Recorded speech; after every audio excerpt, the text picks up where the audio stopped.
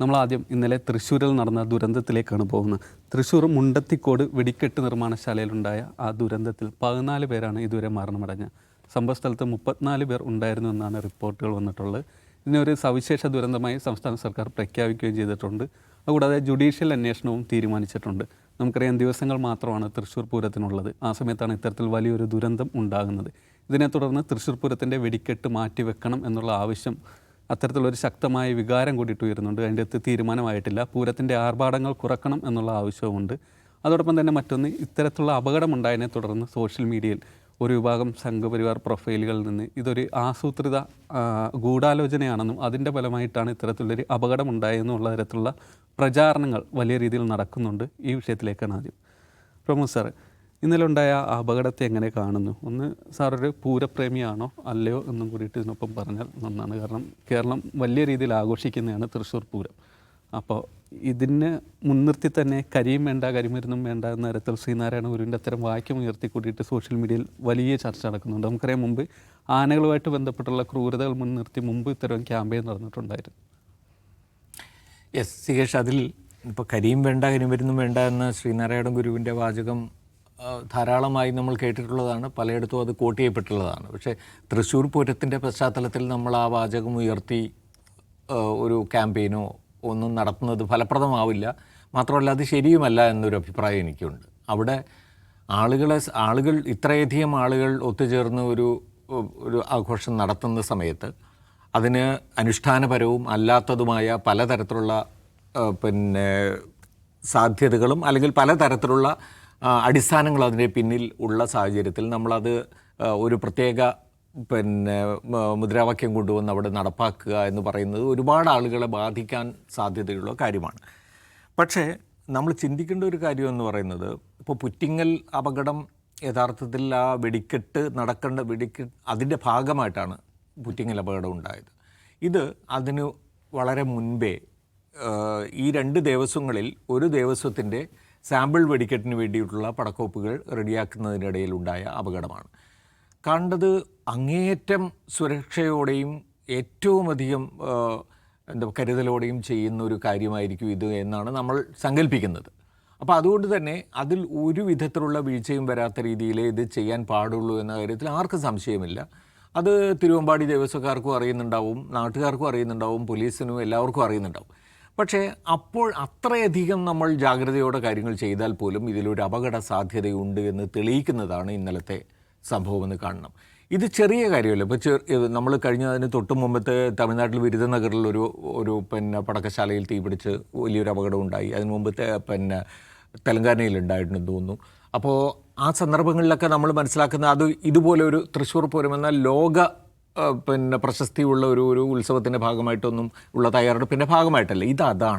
അതാണ് നമ്മൾ കാണുന്നത്. അപ്പോൾ ഒരു ലോകപ്രശസ്തമായ ഒരു ഉത്സവത്തിൻ്റെ ഏറ്റവും അധികം ലോകം മുഴുവൻ ശ്രദ്ധിക്കുന്ന ഒരു വെടിക്കെട്ടിന് വേണ്ടിയുള്ള തയ്യാറെടുപ്പിൽ എങ്ങനെ ഈ വീഴ്ചയുണ്ടായി എന്നുള്ളത് അതിപ്പോൾ അന്വേഷണത്തിലൂടെ തെളിയുമായിരിക്കും എന്നാണ് അത് പല ഘട്ടങ്ങളിലും പല അന്വേഷണങ്ങളിലും പല ഉത്തരങ്ങളും നമുക്ക് കിട്ടിയിട്ടുണ്ടെങ്കിലും ഇതിന് പുറമെ ഇതെത്ര ദുരന്തങ്ങൾ ഉണ്ടായാലും അതിന് കണ്ടെത്തുന്ന കാരണങ്ങളെക്കാൾ ഉപരിയായൊരു കാരണമെന്ന് പറയുന്നത് ഇതിനകത്ത് അപകട സാധ്യതയുണ്ട് എന്നുള്ളത് തന്നെയാണ്. That is written over each and every ഈ പടക്കത്തിൻ്റെ മുകളിൽ എഴുതി വെക്കപ്പെട്ടിട്ടുള്ളതാണ്. അപകട സാധ്യതയുണ്ട്. അപ്പോൾ അത്രയധികം അപകട സാധ്യത നമ്മൾ കാണേണ്ടതെന്ന് വെച്ചാൽ നമ്മൾ അതിന് തൊട്ട് മുമ്പുള്ള മീഡിയ കൊണ്ടുവന്ന് കാണിക്കുന്ന ദൃശ്യങ്ങൾ നമ്മൾ കാണുന്ന ആളുകൾ ഇരുന്ന് ഇത് മുഴുവൻ ചെയ്യുന്ന ഒരു കാഴ്ച കണ്ടാൽ തന്നെ നമുക്ക് പേടിയാവുന്നുണ്ട്. ശരിക്കും ഭയപ്പെടുത്തുന്ന ഒരു സംഗതിയാണ്. അപ്പോൾ അത്രയ്ക്ക് ഭയപ്പെടുത്തുന്നൊരു കാഴ്ചയാണത്. അതിൻ്റെ നടുവിലിരുന്ന് ഒരു എത്രയോ വലിയ സ്ഫോടനങ്ങളുടെ നമ്മൾ കണ്ടിട്ടും കേട്ടിട്ടുള്ള എത്രയോ ആളുകൾ മരിച്ചിട്ടുള്ള സ്ഫോടനങ്ങൾക്ക് തുല്യമായ ശക്തിയുള്ള ഈ പടക്കോപ്പുകൾക്ക് മുമ്പ് ഇടയിൽ നിൽക്കുകയാണ് അല്ലേ, അതിനിടയിൽ ഇരുന്ന് വർക്ക് ചെയ്യുകയാണ്. എന്ത് തരത്തിലുള്ള അപകടമാണ് വന്നുകൂടായിക എന്നാണ് നമ്മൾ ചിന്തിക്കേണ്ടത്. അല്ലാതെ എന്താണ് അതിന് കാരണം എന്ന് ചിന്തിക്കുന്നതിനേക്കാളുപരി എന്തെങ്കിലും വന്ന് പെടുമല്ലോ എന്നാണ് നമ്മൾ കാണേണ്ടത്. ആ നിലക്ക് അതിനെ കണ്ടു കഴിഞ്ഞാൽ ഇത് കുറേ കൂടി പുനർചിന്തനത്തിന് വിധേയമാക്കേണ്ട ഒരു കാര്യമാണ് എന്നുള്ള കാര്യത്തിൽ യാതൊരു സംശയവുമില്ല. ആ നിലയ്ക്ക് ആളുകൾ ഉന്നയിക്കുന്ന, അതായത് കരിയും വേണ്ട കരിമരുന്നും വേണ്ട എന്ന് പറയുന്ന ആ മുദ്രാവാക്യത്തോട് നമ്മൾ പേഴ്സണലി നമ്മൾ യോജിക്കും. അതാണ്. എനിക്ക് തൃശ്ശൂർ പൂരം ഇഷ്ടമാണ്. തൃശ്ശൂർ പൂരം പിന്നെ ആസ്വദിക്കാറുണ്ട്, നമ്മളവിടെ പോകാറുണ്ട്, എല്ലാം ശരിയാണ്. പക്ഷേ മനുഷ്യരുടെ ജീവനാണ് ഏറ്റവും വലുത്, അതിനേക്കാളൊക്കെ വലുത് എന്നുള്ളതാണ്. അവരുടെ ജീവൻ എന്നുള്ളത് തന്നെയാണ് നമ്മൾ കാണേണ്ടത്. ഇതിനിടയിലാണ് നമ്മൾ മറ്റൊരു സംഗതി കൂടി, മാത്രമല്ല പുറ്റിങ്ങൽ ദുരന്തത്തിന് ശേഷമുള്ള PS ഗോപിനാഥൻ കമ്മീഷൻ, ജുഡീഷ്യൽ കമ്മീഷണറുടെ റിപ്പോർട്ട് അനുസരിച്ച് പിന്നെ ഇലക്ട്രോണിക് പിന്നെ വെടിക്കെട്ട് നടത്തുക എന്ന പിന്നെ നിർദ്ദേശമുണ്ട്. അതുപോലെ തന്നെ വർണ്ണവിസ്മയം മാത്രം തീർത്ത് അത് എൻജോയ് ചെയ്യുക എന്നുള്ള നിർദ്ദേശമുണ്ട്. പിന്നെ 85 ഡെസിബിളിന് മേലെയുള്ള പിന്നെ ഇത് പാടില്ല എന്ന് പറയുന്നുണ്ട്. ഇതൊക്കെ ഇങ്ങനെയൊരു സാഹചര്യത്തിൽ നടപ്പാകുന്ന കാര്യമല്ല. എത്ര ശ്രമിച്ചാലും നടപ്പാവില്ല. അപ്പം നമ്മൾ ആലോചിക്കേണ്ടത് സമ്പൂർണ്ണമായ മറ്റൊരു പിന്നെ ഒരു ആൾട്ടർനേറ്റീവിനെ കുറിച്ചാണ് എന്ന് എനിക്ക് തോന്നുന്നു. അത് എത്ര കണ്ട് നമ്മുടെ ഈ പൂരപ്രേമികളും ഇത് നടത്തുന്നവരും അതുപോലെ തന്നെ മറ്റുള്ളവരും ഒക്കെ ചേർന്ന് അങ്ങനെ ഒരു കോൺസെൻസസിലേക്ക് എത്താൻ സാധിക്കുമെന്ന് നമുക്കറിയില്ല. ഇത് ഓരോ തവണയും ഹൈക്കോടതിയിൽ എത്തിയിട്ടുണ്ട്. ആ സമയത്തൊക്കെ എന്താണ് സംഭവിക്കുന്നത്? ശരിയാണ്, ഇതിൻ്റെ നിയമവശങ്ങളെല്ലാം കോടതി ചൂണ്ടിക്കാണിക്കും, നിയമവിരുദ്ധമായിട്ടുള്ളതൊന്നും അനുവദിക്കില്ല എന്ന് പറയും. അവസാനം നിയമവിരുദ്ധമായിട്ട് അനുവദിക്കാൻ കഴിയാത്തതാണ് ഇതെല്ലാം എന്ന് തോന്നി അതെല്ലാം നിർത്തിവെക്കും. കുറേ കാലം ഇതൊക്കെ മാറ്റി. ഇപ്പം ഞാൻ മരട് വെടിക്കെട്ട് നടക്കുന്ന ക്ഷേത്രത്തിൻ്റെ പരിസരത്താണ് താമസിക്കുന്നത്. അപ്പോൾ അവിടെ 1-2 തവണ ഈ അപകടമുണ്ടായതിൻ്റെ പശ്ചാത്തലത്തിൽ എല്ലാം വളരെ കുറച്ച് മാത്രമേ ഒച്ച വരുന്ന പടക്കങ്ങൾ, അമിട്ടുകൾ വളരെ കുറയ്ക്കുകയും ബാക്കി പിന്നെ വർണ്ണവിസ്മയം തീർക്കുന്ന കരിമരുന്നിന് കൂടുതൽ പ്രാധാന്യം കൊടുക്കുകയൊക്കെ ചെയ്തു. അതിൻ്റെ ഭാഗമായിട്ട് ആളുകൾ അത് ആസ്വദിക്കാതിരുന്നിട്ടൊന്നുമില്ല. ലേസറല്ല, ഇത് തന്നെയാണ്, ഇതിൻ്റെ വെടിമരുന്ന് തന്നെയാണ്. പക്ഷേ അത് അധികം അപകടകരമല്ല, ഒന്നും അപകടകരമല്ല, കാഴ്ചയ്ക്ക് കുറേ കൂടി ഭംഗിയുള്ളതാണ്. പക്ഷേ ഇവിടെ അതല്ല. ഇവിടെ പൂരത്തിനെന്ന് പറയുന്നത് ഈ ശബ്ദമാണ് അതിൻ്റെ ഒരു ആംഗിൾ. അതാണ് അതിനകത്ത് അതിവർ സമ്മതിക്കാത്തതിൻ്റെ ഒരു കാരണം എന്ന് പറയുന്നത് അതാണ്. ഈ ശബ്ദം കൊണ്ട് ഉണ്ടാക്കുന്ന ഒരു പ്രപഞ്ചമാണ് അതും കൂടി ഇല്ലെങ്കിൽ പൂരം ആസ്വദിക്കാൻ കഴിയില്ല എന്നുള്ളൊരു ബേസിക് ആയിട്ടുള്ളൊരു തോന്നലാണ് ആളുകളിലുള്ളത്. അപ്പോൾ അത് എങ്ങനെ മറികടക്കാൻ കഴിയും എന്നുള്ളത് ആലോചിക്കേണ്ടതാണ്. വിപുലമായ ആലോചനയുടെയും നിരന്തരമായ ചർച്ചയുടെയും അടിസ്ഥാനത്തിൽ എത്തേണ്ട ഒരു കോൺസെൻസസ് ആണ് അത് എന്നുള്ളതാണ്. ഇപ്പോൾ ഇത് നിൽക്കെയാണ് നമ്മൾ കണ്ടത്, ഇപ്പോൾ സിഗേഷ് പറഞ്ഞ പോലെ സോഷ്യൽ മീഡിയയിൽ മാധ്യമപ്രവർത്തകർ അവിടെ പോയി, അവർ വല്ല സൾഫർ അവിടെ ഇട്ടോ, അവർ സിഗരറ്റ് വലിച്ചിട്ട് അതിൻ്റെ കുറ്റി അവിടെ ഇട്ടോ, ഇങ്ങനെയൊക്കെയുള്ള എനിക്ക് അത്ഭുതം തോന്നുകയാണ്. എന്തൊരു തരത്തിലുള്ള മനുഷ്യരാണ് ഇവരൊക്കെ. ഇങ്ങനെയൊക്കെ ഓരോ കാര്യങ്ങൾ പരസ്യമായിട്ട് ഒരു സോഷ്യൽ മീഡിയയിലേക്ക് കൊണ്ടുവന്ന് എഴുതി വയ്ക്കുക. മാത്രമല്ല ഏതൊക്കെ തരത്തിലിപ്പോൾ പിന്നെ നമ്മുടെ ഇതുണ്ടല്ലോ, പഹൽഗാം ഭീകരാക്രമണത്തിൻ്റെ വാർഷികമാണ്, അതുകൊണ്ട് പിന്നെ അതിൻ്റെ ഭാഗമായിട്ട് ചെയ്തതായിരിക്കുമോ എന്നത് ഏതിനോടൊക്കെയാണ് അത് ലിങ്ക് ചെയ്യാൻ ശ്രമിക്കുന്നത്. ആരും അത് എൻ്റർടൈൻ ചെയ്യില്ല എന്ന് നമ്മൾ വിചാരിക്കാം, അതാണല്ലോ അത് നമുക്ക്. പക്ഷേ ഇങ്ങനെയൊക്കെ പോസ്റ്റുകൾ ഇടുന്ന ആളുകൾക്കെതിരെ നടപടി ഒരിക്കലും എടുക്കുന്നില്ല എന്നുള്ളതാണ് ഇത് വീണ്ടും ആവർത്തിക്കാനുള്ള കാരണം. അത് ചെയ്തിരുന്നെങ്കിൽ അതിനൊരു അറുതി വന്നേനെ. അത് ചെയ്യുന്നില്ല. ഏറ്റവും വലിയ പ്രശ്നം അതാണ്. ഇത് കണ്ടുകഴിഞ്ഞാൽ തന്നെ വർഗീയമായ ഒരു ചേരിതിരിവുണ്ടാക്കാനും വിദ്വേഷം വമിപ്പിക്കാൻ വേണ്ടി മാത്രം ചെയ്യുന്ന ഒരു കാര്യമാണെന്ന് നമുക്ക് ഈസിലി മനസ്സിലാവും. എന്നാലും അത് പോലീസൊന്നും ചെയ്യാതിരിക്കും. അതാണ് അതിൻ്റെ ഏറ്റവും വലിയ അപകടം. അതിൻ്റെ പേരിൽ ഒരു നടപടി വന്നിരുന്നെങ്കിൽ നമുക്ക് അതൊരു മാതൃകാപരമായ എന്തെങ്കിലും ചെയ്തു എന്ന് കാണുകയാണെങ്കിൽ അത് മുന്നോട്ട് വയ്ക്കാൻ കഴിയുമായിരുന്നു. അതില്ലാത്തതാണ് ഇതിൻ്റെ മൊത്തത്തിലുള്ള അവസ്ഥ. അപ്പം ഞാൻ പറയുന്നത് തൃശ്ശൂർ പൂരം നമുക്ക് വേണം. തൃശ്ശൂർ പൂരത്തിൻ്റെ പിന്നെ ഈ പറയുന്ന ആഘോഷങ്ങൾ വേണം, എല്ലാം വേണം. ഇപ്പോൾ ഈ തവണ എന്ത് സംഭവിക്കും നമുക്കറിയില്ല, എന്ത് തീരുമാനത്തിലേക്ക് പോകും എന്നറിയില്ല. പക്ഷേ തൃശ്ശൂർ പൂരം എന്നത് നമ്മുടെ ഒരു കൾച്ചറിൻ്റെ ഭാഗം തന്നെയാണ്. പക്ഷേ അതിനേക്കാൾ പ്രധാനമാണ് ജീവൻ. യെസ്, ദാസാഹിബ്, ഈ ദുരന്തങ്ങൾ ഉണ്ടാകുമ്പോൾ മാത്രം നമ്മൾ അത്തരം ഒരു ബദലിനെ കുറിച്ച് ആലോചിക്കുകയും പിന്നീട് അത് നടപ്പാക്കുന്നതിൽ നിന്ന് പിന്നോട്ട് പോവുകയും ചെയ്യാറുണ്ട്. കേരളം പൊതുവെ എല്ലാത്തിലും മുൻപന്തിയിലാണെന്ന് പറയുന്നത്. പക്ഷേ ഈ ജാതി മത അതുമായിട്ട് ബന്ധപ്പെട്ട ആചാരങ്ങളുടെ കാര്യം വരുമ്പോൾ സർക്കാരാണെങ്കിലും ഒരു സ്റ്റെപ്പ് ബാക്കിലേക്ക് വെക്കില്ല. മൊത്തം അത്തരം ഒരു കമ്മ്യൂണിറ്റീനെ അല്ലെങ്കിൽ അതുമായിട്ട് ബന്ധപ്പെട്ട വലിയൊരു കൂട്ടം ആൾക്കാരെ എതിരാക്കുന്ന തരത്തിലുള്ള നടപടിയിലേക്ക് പോകേണ്ടതില്ല എന്നുള്ളത്. അതിൽ അങ്ങനെ സർക്കാരിനെ കുറ്റപ്പെടുത്താനും പറ്റില്ല സിഗേഷ്. എന്താണെന്ന് വെച്ചാൽ ഇപ്പം പ്രമോദ് പറഞ്ഞ മാതിരി ഇത് വളരെ റൂട്ടഡ് ആയിട്ടുള്ളൊരു കൾച്ചറാണല്ലോ. ഇപ്പം പൂരമാകട്ടെ അല്ലെങ്കിൽ പല വിധത്തിലുള്ള ക്ഷേത്രോത്സവങ്ങളാകട്ടെ, സംഗതികളൊക്കെ എന്ന് പറഞ്ഞിട്ടുണ്ടെങ്കിൽ പരമ്പരാഗതമായി തുടർന്ന് വരുന്ന ഒരു ജനസംസ്കാരത്തിൻ്റെ ഭാഗമായിട്ടുള്ള പോപ്പുലർ കൾച്ചറിൻ്റെ ഭാഗമായിട്ടുള്ള സംഗതികളാണ്. അപ്പോൾ അതിനെ നിയമത്തിൻ്റെ സാങ്കേതികത ഉപയോഗിച്ചിട്ട് എങ്ങനെ തടയാൻ പറ്റും, എങ്ങനെ കൺട്രോൾ ചെയ്യാൻ പറ്റും എന്നുള്ളത് ഭയങ്കര സങ്കീർണമായിട്ടൊരു ചോദ്യമാണ്. അതിൻ്റെ ഏറ്റവും ഗംഭീരമായ ഉദാഹരണമാണ് ജല്ലിക്കെട്ട് എന്ന് പറയുന്നത്. ജല്ലിക്കെട്ടിൻ്റെ സംഭവം ഓർമ്മയില്ലേ സിഗേഷ്? 2014 സുപ്രീം കോടതി complete ban, justice A Nagaraja ഒരു ഒഴിവ് കഴിവുമില്ലാത്ത വിധം പഴുതടച്ച നിരോധനമാണ് 2004 ആരാണ് അതിലെ കക്ഷികളൊന്ന് പെറ്റ അത് ഈ മൃഗസംരക്ഷണത്തിന് വേണ്ടി. പിന്നെ അതിൽ പ്രധാനപ്പെട്ടൊരു കക്ഷി ഹർജി കൊടുത്തത് ആനിമൽ വെൽഫെയർ ബോർഡ് ഓഫ് ഇന്ത്യയാണ്, ഒരു സർക്കാർ സംവിധാനം തന്നെയാണ്. അപ്പോൾ അവർ ഹർജി കൊടുക്കുന്നു, കംപ്ലീറ്റ് ബാൻ ജല്ലിക്കെട്ടിന് കൊടുക്കുന്നു. പിന്നെ എന്താ സംഭവിച്ചത് നമുക്കറിയാം. അതിനെ മറികടക്കാൻ വേണ്ടിയിട്ട് പിന്നെ ആ വർഷം നടന്നില്ല, തൊട്ടടുത്ത വർഷം അതിനെ മറികടക്കാൻ വേണ്ടിയിട്ട് കേന്ദ്ര ഗവൺമെൻറ് ഒരു ഓർഡിനൻസ് പുറപ്പെടുവിക്കുന്നു ഈ വിധിയെ മറികടക്കാൻ വേണ്ടി. വിത്തിൻ ഡേയ്സ് ആ ഓർഡിനൻസ് എഗൈൻ ഇവർ സുപ്രീം കോടതിയെ സമീപിക്കുന്നു. സുപ്രീം കോടതി ആ ഓർഡിനൻസ് സ്ട്രൈക്ക് ഡൗൺ ചെയ്യുന്നു. പിന്നെ സംഭവിക്കുന്നതെന്ന് വെച്ചാൽ ഈ സുപ്രീം കോടതിയുടെ ഈ വിധിക്ക് ആധാരമായിട്ടുള്ള നിയമം എന്ന് പറയുന്നത് 1960 ഇതാണ്, prevention of cruelty to animals act, PC ആക്റ്റാണ്. ഈ ആക്ടിന് ബദലായിക്കൊണ്ട് അതിനെ മറികടക്കാൻ തമിഴ്നാട് ഗവൺമെൻറ് ചില നീക്കങ്ങൾ നടത്തുന്നു. പക്ഷേ 2014, 15, 16 ഈ 3 വർഷവും ജല്ലിക്കെട്ട് നടന്നില്ല. തമിഴ്നാട്ടിൽ വലിയ തോതിൽ റിസൻമെൻ്റ് ഉണ്ടാക്കി. 2017 നമ്മൾ കാണുന്നത് എന്താണ്? ലക്ഷക്കണക്കിന് മനുഷ്യർ മറീന ബീച്ചിൽ തടിച്ചു കൂടുകയാണ്.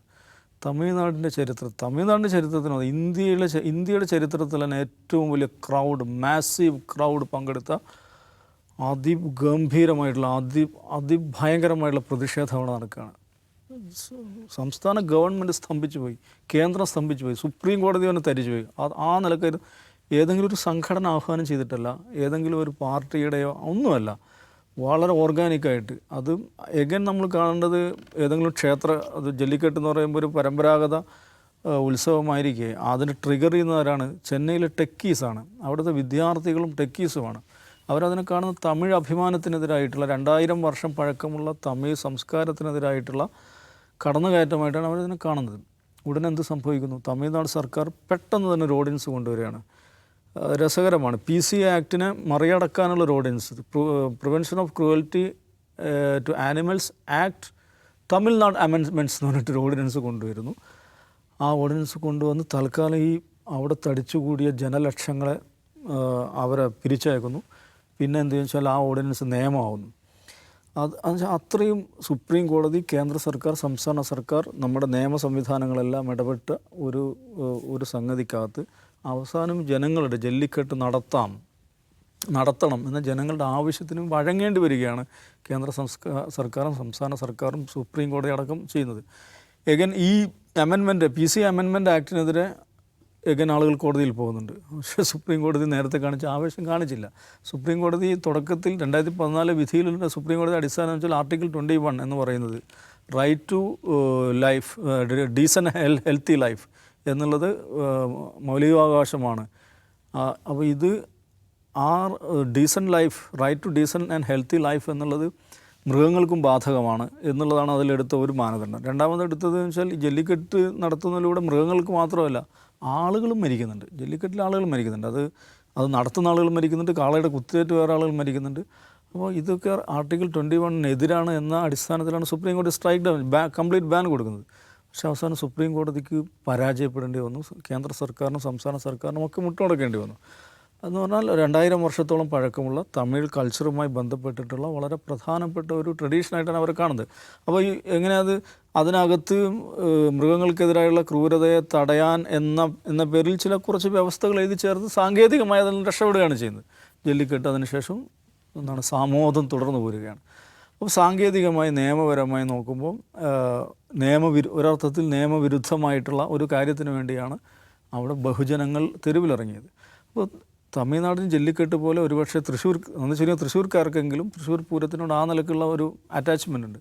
അപ്പോൾ അതിന് നിയമം അങ്ങനെയല്ലേ? നിയമം എന്ന് പറയുന്നത് നിരവധി നിയമങ്ങളുണ്ട്, കോടതി വിധികളുണ്ട്, സുപ്രീം കോടതിയുടെ വിധികളുണ്ട്, നമ്മുടെ 2023 കേരള ഹൈക്കോടതിയുടെ വിധിയുണ്ട്, അമിത് റാവലിൻ്റെ വിധിയിൽ പറയുന്നുണ്ട് ഏത് വിശുദ്ധ ഗ്രന്ഥത്തിലാണ് ദൈവത്തെ തൃപ്തിപ്പെടുത്താൻ പടക്കം പൊട്ടിക്കണം എന്ന് പറഞ്ഞിരിക്കുന്നത് അദ്ദേഹം ജഡ്ജ്മെൻറ്റിൽ ചോദിക്കുന്നുണ്ട്. അപ്പം സാങ്കേതികമായി ഇതൊക്കെ ശരിയായിരിക്കും. പക്ഷേ അതേസമയം ഇതുള്ളത് കൊണ്ട് ഇങ്ങനെയൊക്കെ കോടതി വിധികളുള്ളത് കൊണ്ട് ഗോപിനാഥൻ കമ്മീഷൻ 85 ഡെസിബലിൻ്റെ കാര്യമാണ് പറയുന്നത്. പക്ഷേ സുപ്രീം കോടതി വിധിയിൽ 125 ഡെസിബൽ പറയുന്നുണ്ട്. അപ്പോൾ ശബ്ദത്തിൻ്റെ കാര്യത്തിൽ അതിൻ്റെ സമയം 10 മണിക്കും രാത്രി 10 മണിക്കും രാവിലെ 6 മണിക്കും ഇടയിൽ ഉപയോഗിക്കാൻ പാടില്ല, ഓട്ട് ടൈംസിൽ ഉപയോഗിക്കാൻ പാടില്ല സുപ്രീം കോടതി വിധി നേരത്തെയുണ്ട്. പക്ഷെ അത് ഗവൺമെൻറ്റിന് ഈ വിധികൾ വെച്ചിട്ട് വിധിയിലെ സാങ്കേതികത്വം വെച്ച് ഇത് തടയാൻ പറ്റില്ല, അത്ര എളുപ്പമല്ല. കാരണം ആ ഒരു കോൺഫ്ലിക്റ്റ് എല്ലായ്പ്പോഴും ഉണ്ട്. നിയമത്തിൻ്റെ സാങ്കേതികത്വവും ഈ പോപ്പുലർ കൾച്ചറും അല്ലെങ്കിൽ ട്രഡീഷനും തമ്മിലൊരു കോൺഫ്ലിക്റ്റ് ചരിത്രത്തിൽ എല്ലാ സന്ദർഭങ്ങളിലുണ്ട്. അതുകൊണ്ട് ഗവൺമെൻറ് ശക്തമായി ഇടപെടുന്നില്ല, സംവിധാനങ്ങൾ നോക്കുകുത്തിയാവുന്നതൊക്കെ നമുക്ക് പറയാമെങ്കിലും അത് അത്ര സിമ്പിളല്ല. പക്ഷെ അതേസമയം ഇതിനിങ്ങനെ സംഗതിയുണ്ട്, ആളുകൾ മരിക്കുന്നു, വലിയ അപകടങ്ങളുണ്ടാകുന്നു. നോക്കൂ, പുറ്റിങ്ങൽ 114 ആളുകളാണ് മരണപ്പെട്ടത്. അവരാരാണ്? അവർ ക്ഷേത്രവിശ്വാസികൾ തന്നെയാണ്. ഇതിൻ്റെ ഭാഗമായിട്ട് ഇത് ആസ്വദിക്കാൻ വന്ന അതിൻ്റെ സംഘാടകരായിട്ടുള്ള ആളുകളാണ്, എല്ലാം ഉണ്ട്. അപ്പോൾ എനിക്ക് തോന്നുന്നത് ഇപ്പം ഈ ചോദ്യമൊക്കെ പ്രസക്തം തന്നെയാണ്. ലേസർ ഇതിനേക്കാൾ രസമല്ലേ ലേസർ കാണാൻ, ലേസർ ഷോ കാണാൻ ഇതിനേക്കാൾ രസമല്ലേ എന്നൊക്കെ ചോദിക്കാം. പക്ഷേ അത്ര എളുപ്പമല്ല, പറയുന്നത് പോലെ എളുപ്പമല്ല. പക്ഷെ എന്നാലും നമ്മുടെ സഹോദരന്മാർ മരിച്ചു വീഴുകയാണ് ഇവിടെ. അപ്പോൾ അതാത് ഇതിൻ്റെ ഉത്തരവാദപ്പെട്ട ആളുകൾ തന്നെ ഒരു റീതിങ്കിങ് നടത്തട്ടെ. എന്തിനാണ് ഇങ്ങനെ തന്നെ വേണോ? നമുക്ക് മറുവഴികൾ ആലോചിച്ചുകൂടെ? ഗ്രീൻ ക്രാക്കേഴ്സിനെ കുറിച്ച് സുപ്രീം കോടതി വിധിയിൽ പറയുന്നുണ്ട്. കുഴപ്പം ഉണ്ടാക്കാത്ത ക്രാക്കേഴ്സ് എങ്ങനെ ഉപയോഗിക്കാം. ദീപാവലി ക്രാക്കേഴ്സ് ഉപയോഗിക്കുന്നതിന് ബന്ധപ്പെട്ട് പല സന്ദർഭങ്ങളിൽ സുപ്രീം കോടതി ഇടപെടലുണ്ടായിട്ടുണ്ട്. അപ്പോൾ അതിനനുസരിച്ചുള്ള പുതിയ പ്രോഡക്റ്റുകളും മാർക്കറ്റിൽ ഇറങ്ങുന്നുണ്ട്. അപ്പോൾ അങ്ങനെ എല്ലാ വിഭാഗം ആളുകളെയും വിശ്വാസത്തിലെടുത്തുകൊണ്ട് അപകടങ്ങൾ കുറച്ചുകൊണ്ട് അതേസമയം ഈ കൾച്ചറൽ ഈ ട്രഡീഷൻ അതിനെ പ്രിസേർവ് ചെയ്തുകൊണ്ടുള്ള ഒരു വേ ഔട്ട് എന്താണെന്നതിനെക്കുറിച്ച് എല്ലാവരും ആലോചിക്കുകയാണ് വേണ്ടത്.